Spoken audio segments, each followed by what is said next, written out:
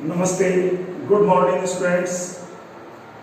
तो आज का हमारा टॉपिक होगा गंगा ड्रेनेज सिस्टम। ऑलरेडी आपने ड्रेनेज सिस्टम के बारे में पढ़ा है जो मेरे प्रीवियस वीडियोस आए हैं।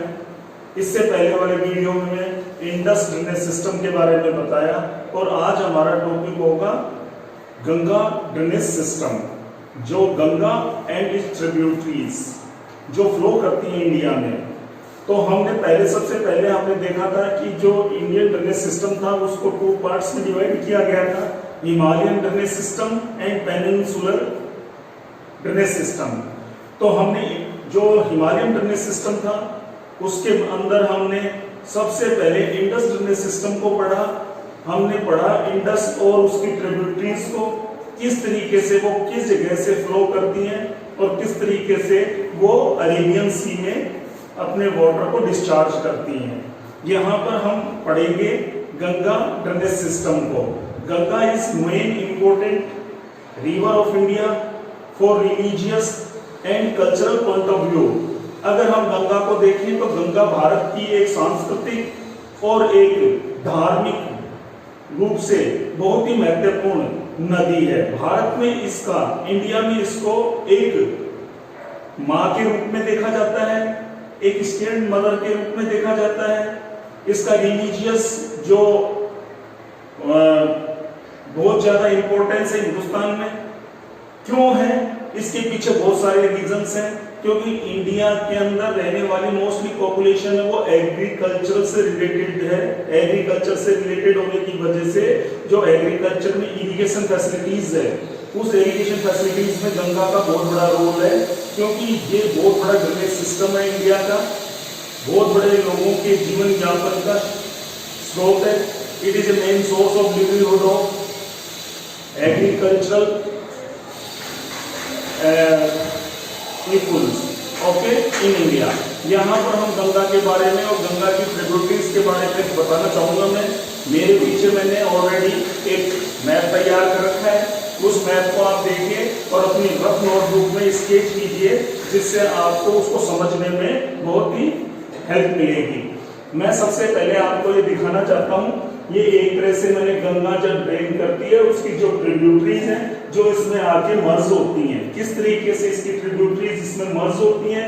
कुछ ट्रिब्यूटरीज लेफ्ट से आती हैं, कुछ राइट से आती हैं और ये पूरा एक सिस्टम है, ये ड्रेनेज सिस्टम बनाता है नॉर्दर्न इंडिया में। ओके, ये भारत की हिमालयन रिवर का इंपोर्टेंट ड्रेनेज सिस्टम है। यहाँ पर देखिए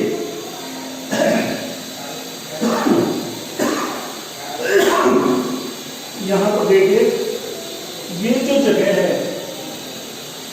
ये एक संतोपन ग्लेशियर है, जहां से एक स्ट्रीम निकलती है। जिस स्ट्रीम को यहाँ पर उसको किस नाम से जाना जाता है? यहाँ पर उसको अलकनंदा रिवर के नाम से जाना जाता है। ये संतोपन ग्लेशियर है जहां से एक रिवर निकलती है जिसको अलकनंदा कहा जाता है। क्लियर? अलकनंदा जैसे ही आगे बढ़ती है उसमें एक स्ट्रीम आके इधर से आप देखेंगे लेफ्ट साइड से एक स्ट्रीम आती है जिसको बोलते हैं धौली गंगा। ये धौली गंगा आके अलकनंदा में मर्ज हो जाती है और जहां पर ये मर्ज होती है वहां पर एक प्रयाग जो है उसका निर्माण होता है, जिसको हम बोलते हैं विष्णु प्रयाग। यानी धौली गंगा जहां पर आके अलकनंदा में मिलती है उसे बोलते हैं विष्णु प्रयाग। ये सारा करीब उत्तराखंड के अंदर आता है, ये सारा का सारा जो सिस्टम है ये। यस, यहाँ पर धौली गंगा मिलती है विष्णु प्रयाग में। उसके बाद में आगे जाने पे ये नंदाकिनी रिवर स्ट्रीम है, नंदाकिनी रिवर, जो कि यहाँ पर आके इस अलकनंदा में मिल जाती है और यहाँ पर नंद प्रयाग ये विष्णु प्रयाग था, ये नंद प्रयाग का निर्माण होता है यहाँ पर। फिर दोबारा इधर लेफ्ट से पिंडर रिवर जो मर्ज करती है अलकनंदा में, और ये जो पॉइंट दिखाई दे रहा है इसको बोलते हैं कर्णप्रयाग। ये कर्णप्रयाग के नाम से जाना जाता है जहां पर पिंडर नदी अलकनंदा में मिलती है। अब यहाँ पर आगे बढ़ने पे आप देखेंगे एक नदी है जो राइट साइड से आके अलकनंदा में मिलती है और इस रिवर को बोलते हैं मंदाकिनी।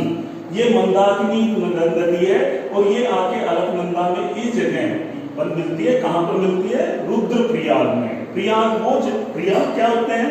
जो कॉन्फ्लुएंस पॉइंट होते हैं जहां पर दो नदियां आके मिलती हैं, जिनको संगम बोलते हैं, संगम प्रयाग। तो यहाँ पर जो रुद्रप्रयाग है उसका निर्माण होता है जब मंदाकिनी नदी अलकनंदा में मिलती है। उसके आगे बढ़ने पे हम देखते हैं कि राइट साइड से एक नदी आती है जिसको बोलते हैं भागीरथी। ये भागीरथी है और ये भागीरथी नदी और इस नदी के अंदर जो मिलती है उसको बोलते हैं हम भील गंगा। ये भागीरथी नदी है और इसको बोलते हैं हम भील गंगा। और ये जो आके मिल रही है, आप देखिए भील गंगा भागीरथी में मर्ज होता है तो जाती है और इसी जगह पर टहरी डैम का निर्माण होता है और ये जाके अलकनंदा में यहाँ पर मिलती है जिसको बोलते हैं देवप्रयाग। ये देवप्रयाग है, ये देवप्रयाग है जहां पर ये इसमें मिलती है। ये भागीरथी नदी है वो एक तरह से गंगा है और ये गंगोत्री ग्लेशियर से निकलती है, गोमुख से। तो इस तरीके से ये भागीरथी नदी आगे बढ़ने पर भील गंगा इसमें मर्ज हो जाती है। भील गंगा और जो मर्ज होने के बाद में भागीरथी जो है वो देवप्रयाग में इसमें मिल जाती है। इस तरीके से हम देखते हैं ये चारों पांचों प्रयाग 1 2 3 4 5 ये पांचों प्रयाग जो है उत्तराखंड में आते हैं। इसके बाद में यहां से देखिए देवप्रयाग से जब नदी नीचे आती है, मैदानों में आती है, तो ये पहुंचती है ऋषिकेश। ये ऋषिकेश आ गया और ऋषिकेश के बाद में ये नदी है उतर के हरिद्वार पहुंचती है। हरिद्वार एक तरह से द्वार है, एक गेट है जहां से मैदानी क्षेत्र यानी प्लेन एरिया स्टार्ट हो जाता है। इससे पहले जो ये नदियां हैं, जो गंगा और उसकी सहायक नदियां, जो यहाँ पर देखिए भागीरथी और अलकनंदा जब यहाँ पर मर्ज होती हैं तो वो गंगा के नाम से जानी जाती है। तो यहाँ गंगा के नाम से जानी जाती है। ये पूरा का पूरा रीजन जो है ये माउंटेनियस रीजन है। इससे ऊपर हरिद्वार से ऊपर का जो रीजन है वो माउंटेनियस रीजन है। वो हरिद्वार से प्लेन शुरू हो जाते हैं इंडिया में। अब आप देखिए जैसे हरिद्वार से रिवर आगे बढ़ती है तो लेफ्ट साइड से इसमें रामगंगा नाम से एक नदी आगे मिलती है, रामगंगा। ये नदी यहाँ कन्नौज, जो यूपी में कन्नौज जगह है, कन्नौज में आके रामगंगा जो मर्ज हो जाती है गंगा में। आगे बढ़ने पे हम जब आगे बढ़ते हैं तो प्रयागराज आता है जो बहुत ही महत्वपूर्ण और जो कल्चरल और रिलीजियस पॉइंट ऑफ व्यू से बहुत इंपॉर्टेंट प्लेस है, जहां पर महाकुंभ लगता है जिसको बोलते हैं प्रयागराज, इलाहाबाद। ये जगह है जहां पर संगम होता है गंगा और यमुना का। अब देखिए इधर से Yamuna is main tributary of Ganga. Ganga की मेन ट्रिब्यूटरी है यमुना।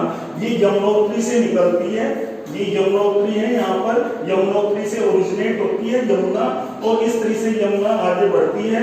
यमुना जब आगे बढ़ती है तो इसमें टॉम्स रिवर है और इसके साथ हिंडन रिवर है। ये रिवर इसके अंदर मर्ज हो जाती है यमुना में। ओके, ये लेफ्ट से इसके अंदर मर्ज होती है। राइट से देखें तो राइट से जो इंपॉर्टेंट, जो सबसे मोस्ट इंपॉर्टेंट ट्रिब्यूटरी है यमुना की वो है चंबल, जो कि मालवा प्लेटू से ओरिजिनेट होती है मध्य प्रदेश में। ये नदी चंबल नदी जो मोस्ट इंपॉर्टेंट रिवर है, जो साउथ से नॉर्थ की ओर फ्लो करती है और ये नदी बहुत ज्यादा इरोजन करती है, जिसकी वजह से इसका जो अपवा क्षेत्र है, जो ड्रेनेज एरिया है, वो बेडलैंड के नाम से जाना जाता है, बीहड़ के नाम से जाना जाता है, रिवराइन के नाम से जाना जाता है। और इसी नदी के ऊपर, चंबल के ऊपर वो इंपॉर्टेंट डैम्स बनाए गए हैं, जैसे महात्मा गांधी डैम, राणा प्रताप सागर, जवाहर सागर और कोठा डैम इसी नदी के ऊपर बनाए गए हैं। ये मालवा प्लेट्यू रीजन से ओरिजिनेट होती है, राजस्थान से बहती हुई, मध्य प्रदेश राजस्थान से बहती हुई और ये मध्य प्रदेश से होती हुई मर्ज हो जाती है यमुना में। इस नदी के अंदर हम देखते हैं कि लेफ्ट से देखिए इंपॉर्टेंट रिवर जो मर्ज होती हैं, जो यमुना की ट्रिब्यूटरी है, चंबल की जो ट्रिब्यूटरी है उसमें बनास, ये बनास रिवर है, ये मेज और ये खारी, ये लेफ्ट साइड से इसमें मर्ज होती है चंबल में। और इसके अलावा जो चंबल में जो मर्ज होती है राइट साइड से वो काली सिंध, इसके साथ साथ श्रीपरी, शिप्रा और पार्वती, ये नदियां इसके अंदर मर्ज होती है चंबल में। और ये यूपी के इटावा स्थान पे इसके अंदर मिल जाती है। आगे फिर यमुना जैसे बढ़ती है तो उसमें सिंध नदी है वो इसमें मर्ज हो जाती है। आगे इसमें बेतवा मिल जाती है और फिर ये केन रिवर मिलती है। इस तरह से ये यमुना का ड्रेनेज सिस्टम है जो मर्ज होता है प्रयागराज इलाहाबाद में गंगा में, ये गंगा में मिल जाती है।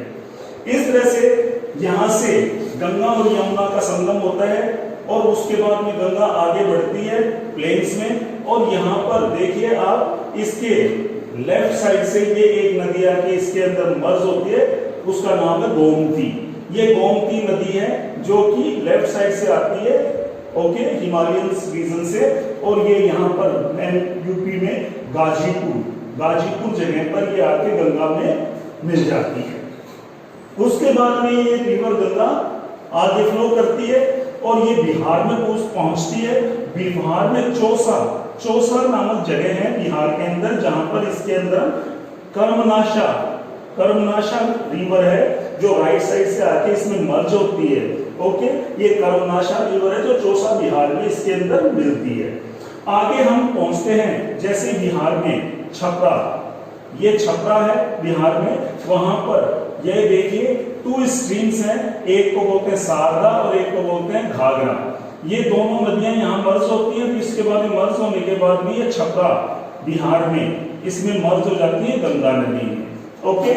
उसके बाद में जैसे गंगा नदी आगे बढ़ती है ये पहुंचती है पटना, और पटना पहुंचने पे इसमें सोन रिवर जो मेन ट्रिब्यूटरी है राइट साइड से जो जाके गंगा में मर्ज होती है पटना में। तो पटना के अंदर ये पटना है और पटना में सोन रिवर आके मर्ज होती है इसके ऊपर। पटना में जो नदी है गंगा नदी है, इस पे महात्मा गांधी ब्रिज बनाया गया है जो बहुत बड़ा ब्रिज था, लेकिन अब नहीं है। पहले ये महात्मा गांधी सेतु ये बहुत बड़ा भारत का एक ब्रिज था ओके। अब भूपेन हजारिका ब्रिज है ओके यस। इसके बाद में आगे जाने पे हम देखते हैं ये सोनपुर है और ये सोनपुर जगह है। यहाँ पर आप देखिए 2 स्ट्रीम्स हैं, एक को नाम है काली गंगा और दूसरी का नाम है त्रिशूल गंगा। ये दोनों आके यहाँ मर्ज होती हैं और इनके मर्ज होने से गंडक नदी का निर्माण होता है। और फिर गंडक नदी है वो जो सोनपुर है, सोनपुर में जाके गंगा में मर्ज हो जाती है। आगे बढ़ने पर हम देखते हैं भागलपुर। ये भागलपुर है बिहार का, जहां पर कोसी नदी, ये कोसी नदी आके इसके अंदर मिलती है। आपको पता है अगर आपसे कोई पूछा तो सौरव विहार यानी बिहार का शोक किसे कहा जाता है, तो आपको पता होना चाहिए कोसी नदी के को कहा जाता है बिहार का शोक। क्यों कहा जाता है सौरव विहार? क्योंकि ये रिवर अपने जो पाथ है उसको सडनली चेंज करने के लिए जानी जाती है, जिसकी वजह से इसमें हर वर्ष बाढ़ आती है, एवरी ईयर फ्लड आता है, जिसकी वजह से अपने रास्ते को बदल लेती है, जिसकी वजह से बहुत बड़ी तबाही होती है लाइफ और प्रॉपर्टी की। इसलिए इसको बिहार का शोक कहा जाता है और ये भागलपुर में आके इसमें गंगा में मर्ज होती है। जैसे गंगा आगे बढ़ती है एक जगह आती है जिसको बोलते हैं बंगाल में, जिसको बोलते हैं फरक्का डैम। अब फरक्का डैम जो आता है वहां पर एक रिवर है जो इससे अलग हो जाती है, ये डिस्ट्रीब्यूटरी है। ये डिस्ट्रीब्यूटरी ट्रिब्यूटरी नहीं है, ये डिस्ट्रीब्यूटरी है और ये डिस्ट्रीब्यूटरी है किसकी? गंगा की।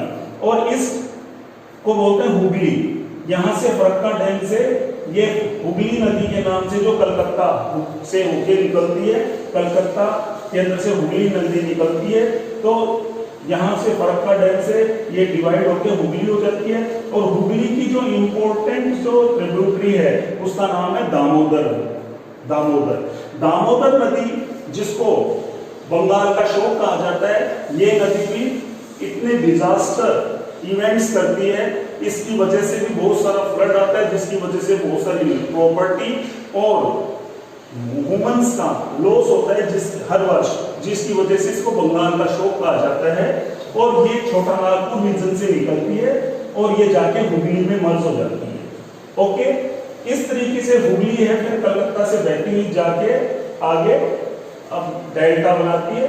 उसके बाद में फरक्का से आगे जाने के ये गंगा नदी यहाँ पर वेस्ट बंगाल में पहुंचती है। वेस्ट बंगाल का ही रीजन है। यहाँ पर इसमें से दार्जिलिंग के पास से एक रिवर आती है जिसको बोलते हैं महानंदा, और ये महानंदा आके वेस्ट बंगाल में इसमें मर्ज हो जाती है। इस तरीके से हमने देखा कि गंगा है वो फ्लो करती है और अपने जो प्रयाग है वो बनाती है, और इंपॉर्टेंट रिवर्स है वो लेफ्ट और राइट साइड से इसकी ट्रिब्यूटरीज आती है जो इसमें मिलती है, मर्ज होती हैं। ओके, ये पूरा का पूरा गंगा ड्रेनेज सिस्टम कहलाता है। आगे आप देखेंगे जब ये यहाँ पर मैंने इससे आगे देखिए, यहाँ पर ये महानंदा आती है, उसके बाद वेस्ट बंगाल का रीजन आता है। वेस्ट बंगाल से आगे जाने पे ये बांग्लादेश में एंटर हो जाती है। मैंने यहाँ पे छोटा सा दिखाया आपको, ये देखिए ये गंगा आगे बढ़ रही है, ये दामोदर और ये हुगली, ये दामोदर और ये हुगली। उसके बाद में यहाँ महानंदा रिवर आती है और फिर ये आगे बढ़ती है, तो इसका नाम हो जाता है पद्मा। इसका नाम क्या होता है गंगा का? पद्मा। पद्मा नाम हो जाता है। जब ये बांग्लादेश में एंटर होती है तो इधर से एक नदी आती है जिसका नाम है जमुना।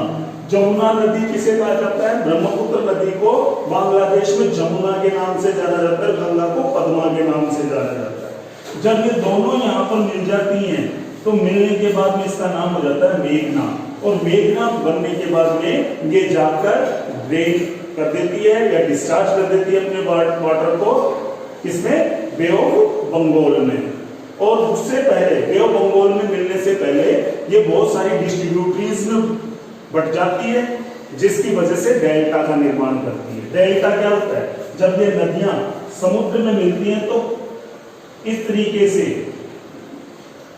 तरीके से ये मेन जो स्ट्रीम है ये कई पार्ट्स में बट जाती है, और ये पूरा का पूरा रीजन है, ये एल्यूवियल जो फर्टाइल सॉइल है उसका रीजन होता है। इसको हम इस सिंबल से दिखा सकते हैं, इसको बोलते हैं डेल्टा। और ये डेल्टा का निर्माण करती है। डेल्टा क्या है? एक फर्टाइल प्लेन होता है जो नदियां अपने साथ जो सेडिमेंट्स लेके आती हैं और ओशियन में मिलने से पहले वो अपने सेडिमेंट्स को वहां पर ब्रॉट डाउन कर देती हैं, जिसकी वजह से दुनिया का सबसे इंपॉर्टेंट ये प्लेन्स बनते हैं जिनको डेल्टास बोलते हैं। और दुनिया का सबसे बड़ा डेल्टा जो है गंगा और ब्रह्मपुत्र नदियां वो बनाती हैं, जो कि मोस्टली हमारा जो ईस्टर्न कोस्ट है उसके ऊपर मिलते हैं। ओके, ये दुनिया का सबसे बड़ा डेल्टा है। इस डेल्टा को सुंदरबन डेल्टा बोलते हैं। यहाँ पर मैंग्रोव ट्रीज पाए जाते हैं, इसके साथ साथ सुंदरी के पेड़ पाए जाते हैं, जिनकी वजह से इस डेल्टा को क्या कहा जाता है? सुंदरबन डेल्टा। विश्व का सबसे बड़ा डेल्टा है, और इसके साथ साथ यहाँ पर बहुत सारी बायोडाइवर्सिटीज मिलती हैं। एग्रीकल्चर के लिए काफी इंपॉर्टेंट होता है, स्पेशली यहाँ पर जूट होता है, पटसन होता है, उसकी खेती की जाती है। पटसन एक ऐसा प्लांट होता है जो सोइल की फर्टिलिटी को एडजस्ट करता है, परंतु यहाँ पर जो जूट की एग्रीकल्चर इसलिए की जाती है कि अगर एक बार सोइल अनफर्टाइल हो जाती है तो एवरी ईयर ये वापस फ्लड की वजह से रिप्लेनिश हो जाती है, जिसकी वजह से वहां पर जो सोइल है उसकी फर्टिलिटी के ऊपर किसी प्रकार का इफेक्ट नहीं पड़ता। इसलिए ये इसके साथ साथ यहाँ पर चावल है और अन्य जो राइस वगैरह है या अदर क्रॉप्स हैं उनका बहुत ज्यादा प्रोडक्शन किया जाता है, और ये रीजन है बायोडाइवर्सिटी के लिए भी खूब जाना जाता है, बंगाल रॉयल टाइगर्स के लिए भी बहुत जाना जाता है, और इसलिए इस वर्ल्ड में इस रीजन का बहुत इंपॉर्टेंट रोल है। तो इस तरीके से मैंने आपको बताया कि ये गंगा और उसकी जो ट्रिब्यूटरीज है जो लेफ्ट और राइट से आके इसमें मिलती है अलग अलग जगह पे, और इसके साथ साथ अगर मैं गंगा की लेंथ की बात करूं तो गंगा की जो टोटल लेंथ है 2525 किलोमीटर टोटल लेंथ कवर करती है गंगा। और उसके बाद में ये यहाँ पर देखिए ये दो पार्ट्स में डिवाइड हो जाती है, एक हुगली जो कलकत्ता साइड में जाती है, एक वेस्ट बंगाल और बांग्लादेश में जाती है, जिसको पद्मा बोलते हैं महानंदा के बाद में। और पद्मा में जब जमुना मिलती है तो उसका नाम मेघना हो जाता है और वो मेघना जाके किसमें गिरती है, बे ऑफ बंगाल में गिरती है। तो इस प्रकार से भारत और बांग्लादेश है दुनिया का सबसे बड़ा डेल्टा बनाते हैं, इसको सुंदरबन डेल्टा बोलते हैं। लेकिन अभी हाल ही में अभी कुछ वर्षों में कुछ दशकों से हम देख रहे हैं कि गंगा है वो बहुत ज्यादा पॉल्यूटेड हो गई है। हमारे यहाँ पर जो मॉडर्नाइजेशन हुआ है, इंडस्ट्रियलाइजेशन हुआ है, उसकी वजह से जो गंगा का जो वाटर है वो काफी पॉल्यूट हो गया है, क्योंकि ये इसके बैंक्स के ऊपर में इंडस्ट्रियल सिटीज स्टैब्लिश है, जिसकी वजह से वो इंडस्ट्रियल वाटर उसमें डिस्चार्ज कर दिया जाता है, जिसकी वजह से गंगा का पानी है वो बहुत ही उसकी क्वालिटी है वो डाउन हो गई है। उस क्वालिटी को इम्प्रूव करने के लिए या उसको पॉल्यूशन को कम करने के लिए सरकार के द्वारा बहुत सारे कार्यक्रम चलाए गए हैं। इनमें कुछ इंपॉर्टेंट प्रोग्राम्स हैं जिनको मैं बताना चाहूंगा। ये है गंगा एक्शन प्लान। ये गंगा को पॉल्यूशन से फ्री करने के लिए एक प्लान बनाया गया, गंगा एक्शन प्लान, जो 1986 में बनाया गया था। उसके बाद में नमामि गंगे प्रोग्राम जो है वो गंगा को पॉल्यूशन से फ्री करने के लिए 2014 में चलाया गया। इसके साथ साथ अब 2018 में एक प्रोग्राम चलाया गया है जिसके थ्रू गंगा स्मार्ट सिटीज का निर्माण करना, इंपोर्टेंट 10 सिटीज को गंगा स्मार्ट सिटी के नाम से विकसित करना गंगा पे 2018 में। ओके, इस तरीके से मैंने आपको गंगा के बारे में बताया। गंगा का इकोनॉमिकल क्या बेनिफिट्स हैं, गंगा हमारे देश के लिए किस तरह से महत्वपूर्ण है, हमारे एग्रीकल्चरल कंट्री के लिए किस तरह से इंपॉर्टेंट रोल प्ले करती है, ये बताने की आवश्यकता नहीं है। ओके, इस तरीके से ये पूरा ड्रेनेज सिस्टम मैंने आपको बताया है। इस ड्रेनेज सिस्टम को आप ध्यान रखिए, कौन कौन सी नदियां किधर से मिलती हैं, कहाँ मिलती हैं और ये किस तरीके से आगे बढ़ती हैं। क्लियर। हमारा दूसरा जो पॉइंट है वो है ब्रह्मपुत्र ड्रेनेज सिस्टम। ओके, हाँ, तो अभी हमने पढ़ा था गंगा ड्रेनेज सिस्टम को। अब हमारा जो ड्रेनेज सिस्टम है वो ब्रह्मपुत्र ड्रेनेज सिस्टम होगा। अब ये आप एक डायग्राम को देख लीजिए और अपने रफ नोटबुक में या जो भी नोटबुक है उसमें आप इसको लिखिए या बनाइए इस डायग्राम को। ये पूरा का पूरा ब्रह्मपुत्र ड्रेनेज सिस्टम है। मैं आपको बताऊंगा किस तरीके से है। क्लियर। तो आप अब ध्यान दीजिए, ये एक जगह है, ये तिब्बत रीजन है, ये हिमालयन रेंजेस मैंने दिखाई है, ये हिमालय की रेंजेस है, हिमालयन रेंजेस।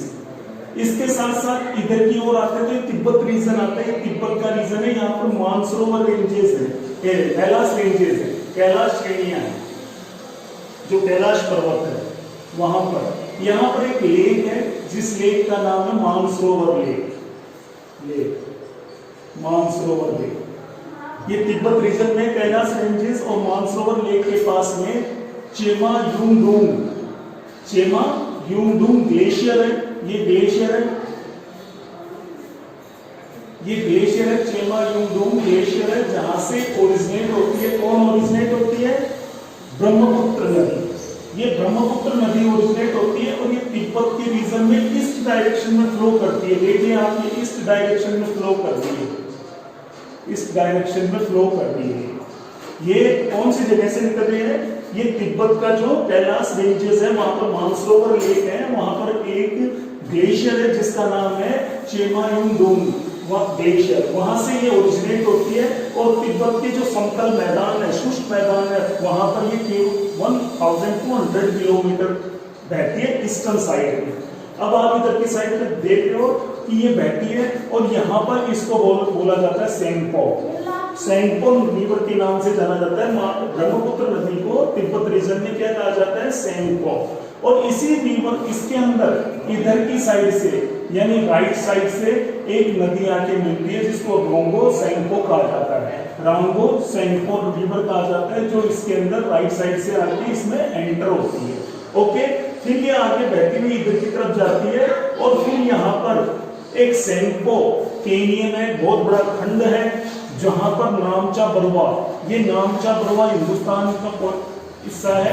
यहाँ पर एक बहुत बड़ा गार्ज बनाती है ये, और ये नदी साउथ के अंदर टर्न हो जाती है। देखिए ये साउथ के अंदर, हिंदुस्तान के अंदर टर्न हो जाती है, एंटर हो जाती है नामचा बरुआ, जहाँ पर ये बहुत बड़ा गार्ज बनाती है। और उसके बाद में इस नदी को दिहांग और सियांग के नाम से जाना जाता है। जब ये हिंदुस्तान में प्रवेश कर जाती है सेंगपो, तो इसको दिहांग और सियांग के नाम से जाना जाता है।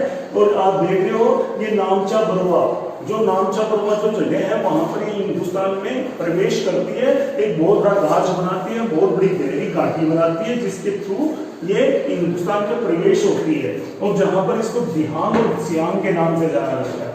आगे बढ़ने पर आप देखेंगे कि इस नदी के ऊपर, इस नदी में दो नदियां आके मिलती हैं। एक को बोलते हैं, एक नदी है जिसको दिबांग या सिकांग कहा जाता है, और एक और लोहित नदी। ये लोहित नदी और दिबांग है, ये इस नदी में मिलती है, किसमें? दिहांग और सियांग में, जो ब्रह्मपुत्र नदी है उसमें मिलती है ये दोनों नदियां, दिबांग और लोहित नदी। आपको पता होगा इस लोहित नदी के ऊपर एक बहुत बड़ा डैम बनाया गया हिंदुस्तान का, जिसको बोलते हैं भूपेन हजारिका ब्रिज। ये हिंदुस्तान का सबसे बड़ा ब्रिज है। जैसा कि मैंने बताया था आपको कि आपने देखा था कि जो पटना में महात्मा गांधी सेतु है वो बड़ा था, लेकिन अब भूपेन हजारिका डैम जो लोहित नदी पे बनाया गया है, ये हिंदुस्तान का सबसे बड़ा डैम है जो लोहित नदी को मिलता है। और ये लोहित और दिबांग, जिसको सिकांग भी बोलते हैं, ये मर्ज हो जाती है इस रिवर में। यहाँ पर नदी, इस नदी का नाम पड़ जाता है ब्रह्मपुत्र। ब्रह्मपुत्र नदी फिर आगे बढ़ती है, और फिर ये आगे बढ़ने पर यहाँ पर आप देखेंगे ये जो जगह है इसको बोलते हैं,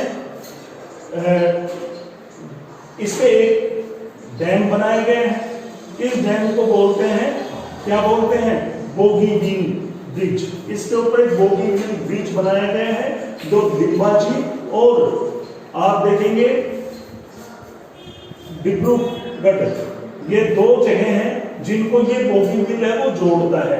डिम्बाजी और डिब्रूगढ़ दो जगह हैं, उसको ये बोगीबील है, इधर की साइड डिम्बाजी है, इधर की साइड डिब्रूगढ़ है, उनको ये जो ब्रिज है वो कनेक्ट करता है ब्रह्मपुत्र नदी के, जो कि बोगीबील नाम का ब्रिज है, इसके ऊपर निर्माण किया गया है। आगे जाने पर ये नदी यहाँ पर बहुत बड़ा, ये नदी बहुत ज्यादा इरोजन एक्टिविटी करती है, ब्राइडेड आइलैंड्स बनाती है, जिसको रिवराइन आइलैंड्स बोलते हैं। ये नदी जब बहुत ज्यादा इरोजनल एक्टिविटी करती है और अपने पाथ को भी बहुत ज्यादा सडनली चेंज करती है। और इसके साथ साथ मैं आपको बताना चाहूंगा कि जो रिवराइन आइलैंड्स क्या होते हैं, जब ये नदियां बहती हैं तो बीच बीच में से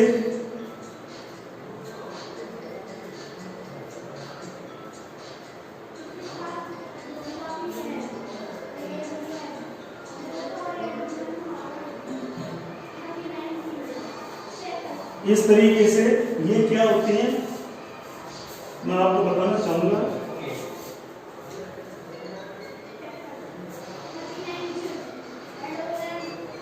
जैसे ये रिवर पाथ है, इस पाथ में ये आइलैंड्स हैं और पानी इधर से इधर से इधर से यूं निकल जाता है और ये आइलैंड्स बन जाते हैं।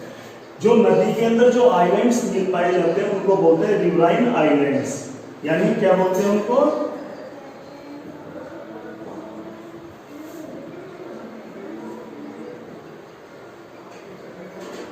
रिवराइन आइलैंड्स बोलते हैं। और रिवराइन आइलैंड्स के लिए ब्रह्मपुत्र नदी है वो बहुत जानी जाती है, बहुत ज्यादा इरोजनल एक्टिविटी करती है। वर्ल्ड का सबसे बड़ा जो रिवराइन आइलैंड है वो इसी की नदी के अंदर है, जिसको बोलते हैं माजुलिका रिवराइन आइलैंड। माजुलिका रिवराइन आइलैंड है, जिसको अभी आसाम सरकार ने एक डिस्ट्रिक्ट का दर्जा दिया है। ये एक डिस्ट्रिक्ट है रिवराइन आइलैंड, जो नदी के बीच में एक आइलैंड है। ओके, इस तरह के बहुत सारे आइलैंड्स हैं यहाँ पर, लेकिन इसमें ये वर्ल्ड का सबसे बड़ा रिवराइन आइलैंड है जो ब्रह्मपुत्र नदी में मिलता है। यहीं पे इसमें जो ब्रह्मपुत्र नदी है उसमें आके मिलती है बूढ़ी दिहांग। ये बूढ़ी दिहांग है जो आके इसमें ब्रह्मपुत्र नदी में मिलती है। आगे चलने पे सबनश्री, ये सबनश्री रिवर है जो आके ब्रह्मपुत्र नदी में मर्ज हो जाती है। उसके आगे धनश्री, ये धनश्री रिवर है जो आके इसमें ब्रह्मपुत्र नदी में मिल जाती है। उसके आगे जाने पे मनास जो है, मनास रिवर है वो इसमें आके मिलती है। फिर है संकोश, संकोश रिवर है वो इसके अंदर मिलती है। ओके, ये सब आसाम के रीजन में आता है। फिर आता है डूबरी, डूबरी जो आसाम में जगह है जहां पर ये 90 डिग्री पे ये मुड़ती है, 90 डिग्री पे टर्न लेती है ब्रह्मपुत्र नदी और ये बांग्लादेश में एंटर हो जाती है। ये बात देखिए आप, यहाँ पर टर्न हो रही है ये यूं, और ये बांग्लादेश में एंटर हो जाती है। बांग्लादेश में एंटर होने पे इसको क्या नाम दिया जाता है? जमुना।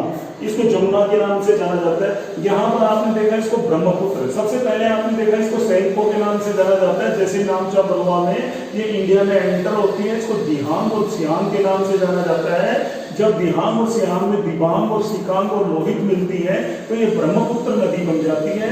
जब ब्रह्मपुत्र नदी बन के ये आगे बढ़ती है और फिर डूबरी के पास में, ये डूबरी है, यहाँ डूबरी के पास में ये बांग्लादेश में इंटर हो जाते हैं 90 डिग्री पे, और बांग्लादेश में इसको जमुना के नाम से जाना जाता है।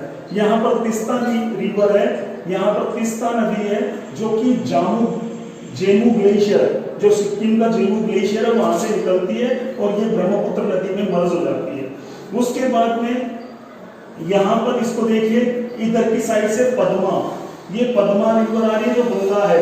आप लोगों ने बताया था ऑलरेडी पिछले में कि ये पद्मा नदी है जो जिसको रिवर गंगा का नाम पद्मा हो जाता है। और ये पद्मा यहाँ पर ब्रह्मपुत्र में चंद्रपुर में मिल जाती है।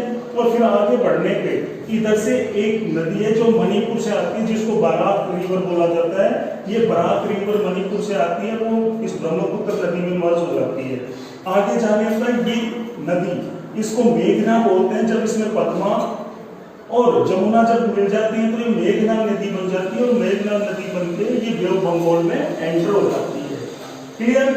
ये नदी है अपने बहुत ज्यादा इरोजन एक्टिविटीज के लिए फेमस है। ये बहुत इंपॉर्टेंट जो रिवर सिस्टम्स है, वर्ल्ड के मोस्ट इंपॉर्टेंट रिवर सिस्टम है उनमें से एक है। और भारत की जो इंपॉर्टेंट रिवर सिस्टम है उनमें से एक है ब्रह्मपुत्र रिवर सिस्टम। तो इस तरीके से मैंने आपको बताया ब्रह्मपुत्र रिवर सिस्टम ये रिवराइन आइलैंड्स बनाती है, बहुत ज्यादा इरोजनल एक्टिविटी करती है, इसके द्वारा बहुत सारा फ्लड वगैरह आता है, समझ में है? तो इस तरीके से ये रिवर सिस्टम है इंडिया के जो हमने पढ़े नॉर्दर्न हिमालयन रिवर सिस्टम पढ़ा। मैं एक बार दोबारा से आपको बताना चाहूंगा सरसरी तौर पे, ये कैलाश रेंजेस है, कैलाश माउंटेन रेंजेस है, वहां पर मानसरोवर लेक है और उसी मानसरोवर लेक के पास में एक ग्लेशियर है जिसका नाम है चेमो यूमडोंग ग्लेशियर। वहां से ये ओरिजिनेट होकर ईस्ट में बहती है जो 1200 किलोमीटर यानी 1200 किलोमीटर का रास्ता तय करती है तिब्बत में, जो समतल यानी प्लेन और ड्राई रीजन है वहां पर ये सैंको के नाम से फ्लो करती है और इसमें एक ट्रिब्यूटरी आके मर्ज होती है जिसको बोलते हैं रेनपो सैंको। उसके बाद में ये एक बहुत बड़ा गाश बनाती है, कैनियन बनाती है और उस खंड से ये इंडिया में एंटर होती है नामचा बरुआ में। नामचा बरुआ में के बाद में इंडिया में इसको दिहांग और सिकांग के नाम से जाना जाता है, सियांग के नाम से जाना जाता है। और उसके बाद में इसमें दो नदियां आके मिलती हैं, या तो उसको दिबांग कह सकते हो या सिकांग कह सकते हो, और साथ में लोहित। इस लोहित नदी के ऊपर सबसे बड़ा डैम बनाया गया है, जो ब्रिज बनाया गया जिसको भूपेन हजारिका का ब्रिज बोलते हैं। तो ये जो आगे जाने पे फिर इसका नाम ब्रह्मपुत्र पड़ता है और ब्रह्मपुत्र नदी के ऊपर एक बोगीबील बनाया गया है ब्रिज जो कि डिम्बाजी और डिब्रूगढ़ को जोड़ता है।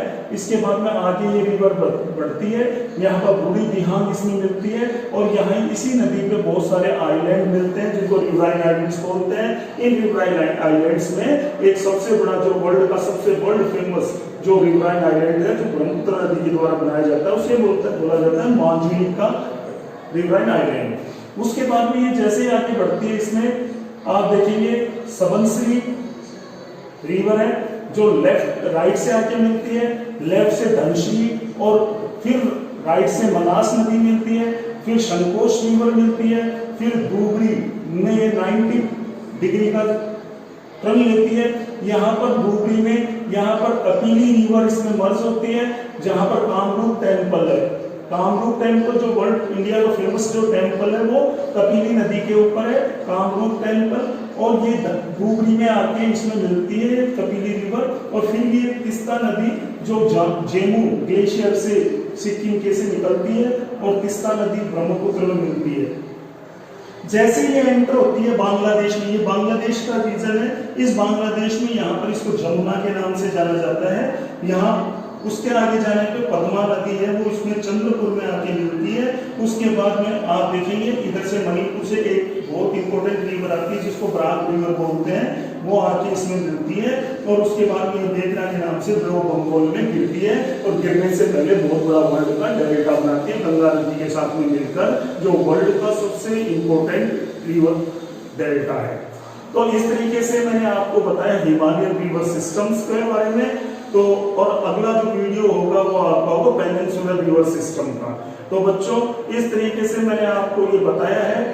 इस वीडियो के अंदर अगर आपको किसी भी प्रकार की कोई शंका या किसी प्रकार की कोई प्रॉब्लम है तो कमेंट बॉक्स में डाल देना, मैं उसको आपको एक्सप्लेन करूंगा, उसको प्रॉब्लम को सॉल्व करूंगा।